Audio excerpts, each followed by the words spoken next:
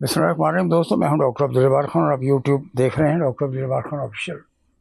18 April market میں pressure release ہوا ہے آئل پرائسز کے حوالے سے، قیمتیں کم ہوئی ہیں۔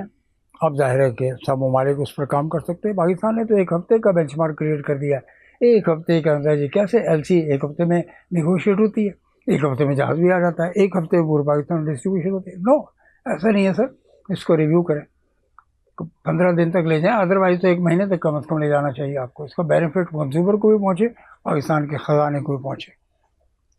ٹرمپ صاحب نے واضح کیا یاہو کو کہ لیبنان پر فائرنگ نہیں ہوگی، لیبنان پر بمباری نہیں ہوگی، لیبنان پر جہازوں کا اٹیک نہیں ہوگا، جہازوں سے اٹیک نہیں ہوگا، اور ماننا پڑا نیتن یاہو کو۔ اور نیتن یاہو کو ایک اور یعنی vice president perhaps J D Vance یا ہوسے ایور دی آفیشل، انہوں نے کہا کہ پاکستان کے chief of defence staff Iran جا رہے ہیں۔ یہ پرسوں کی بات ہے۔ کوئی مس ایڈونچر نہ کرنا، نہیں تو بھاری پڑے گا تمہیں، اور یقیناً بھاری پڑنا تھا۔ یعنی وہ تو ایران ٹھیک ہے، اس کے ساتھ جنگ چل رہی ہے اسرائیل کی، اور اگر نیتن یاہو صاحب کو پنگا لینے کا شوق تھا تو پھر مزہ آتا، پھر آپ کے ساتھ وہی کچھ کیا جانا چاہیے تھا جو آپ کے تصور سے والا تر تھا۔ تو پاکستان نے اس پہ واضح کیا کہ کسی بھی قسم کی مس ایڈونچر نہیں کی جانی چاہیے، اور آپ نے نیتن یاہو نے عقل مندی کا مظاہرہ کیا کہ اس نے لبنان کے مسئلے پر بھی ٹرمپ کے ڈنڈے کو برداشت کیا، اور اسی طریقے سے پاکستان کے چیف آف ڈیفینس اسٹاف کا تہران جانا، مہر آباد ایئرپورٹ پہ کافی دور ہے، وہ قریب ہے، وہاں سے جارڈن کے قریب بنتا ہے، اسرائیل کے قریب بنتا ہے، وہ جگہ آسان تھا ان کے لیے حملہ کرنا، لیکن عقل پریویل کی، اور آپ نے کسی بھی قسم کا مس ایڈونچر نہیں کیا۔ بہت اچھا کیا آپ نے، نہیں تو آپ کے ساتھ پھر ہوتا پھر جو آپ کے تصور سے بالا تھا۔ تو جناب یہ کچھ سچویشن ہے، اسٹریٹ آف ہارمز اس وجہ سے بند ہوئی ہے۔ یقیناً وہ عارضی ہوگا، ہو سکتا ہے رات تک یا کل تک کھول دی جائے، کیونکہ امریکہ کے صاحب بہادر ٹرمپ صاحب ایک طرف تو پاکستان کی تعریف کر رہے ہیں، تھینک یو ایران بھی کہہ رہے ہیں، پاکستان آنا بھی چاہتے ہیں، کل نہیں تو پرسوں وہ پہنچ جائیں گے اگر ڈیل تیار ہو جائے گی تو، لیکن ابھی تھوڑا کچھ کرنا باقی ہے۔ ٹرمپ صاحب if he comes to Pakistan, I think Pakistan should take up the issue of Iran Pakistan gas pipeline, sanctions کو ریموو کرے۔ سینکشن یقیناً ایران پہ سے ہٹ جانی چاہیے اگر واقعی پیس اینڈ آرڈر اور جنگ بندی کرنی ہے، علاقے میں امن چاہیے۔ اگر ٹرمپ صاحب کو، ٹرمپ کی اپنی حالت بڑی خراب ہو رہی تھی، وہاں پہ اکنامک کنڈیشن خود امریکہ میں پرابلمس کریٹ ہو رہی تھی، پرائسز بہت زیادہ بڑھ چکی تھی، petroleum prices, energy cost of energy بڑھ چکی ہے۔ Same as the case with rest of the countries. Bangladesh پہ 8 سے 10 گھنٹے کی روڈ شیڈنگ ہے، پاکستان میں بھی بڑی ایکسٹریم روڈ شیڈنگ ہو رہی ہے۔ پاور کا جو ایشو ہے وہ کمپلیکیٹڈ ہوتا جا رہا ہے، تھینکس ٹو دی 88 اور 90 کی government of Benazir Bhutto Peoples Party and P M L N Nawaz Sharif sahab. ان کی حکومتوں نے جو آئی پی پیز کے نام پر کھیل کھیلا ہے، آج آپ ریکٹیفائی نہیں کر سکے ابھی تک۔ ویکس لگائی ہیز فیلڈ ٹو ڈیلیور۔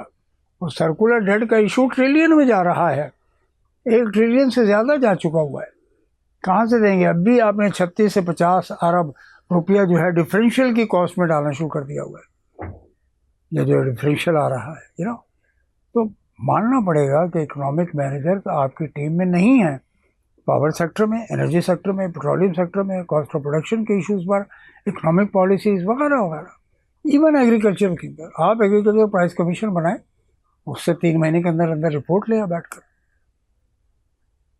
جناب یورپین کنٹریز کے ایمبیسڈرز نے یہ کہا ہے، ایون اسلام آباد میں جو یورپین کنٹری کا ایمبیسڈر اس نے بھی یہ کہا ہے کہ جی ایس پی پلس کے ایشو پر پاکستان کو کچھ کنڈیشنلٹیز کے اندر کام کرنا ہوگا جو نہیں کر رہا پاکستان۔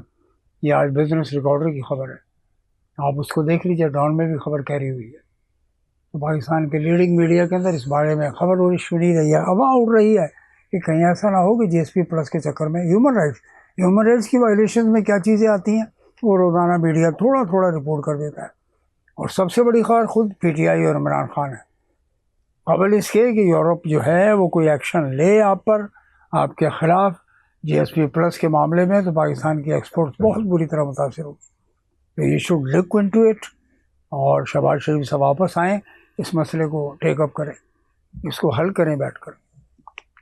پاکستان میں عدلیہ کتنی آزاد ہے ساری دنیا جانتی ہے۔ تو میں جو عرض کر رہا تھا کہ چیف آف ڈیفینس نے بڑا نام پیدا کیا ساری دنیا بھر میں.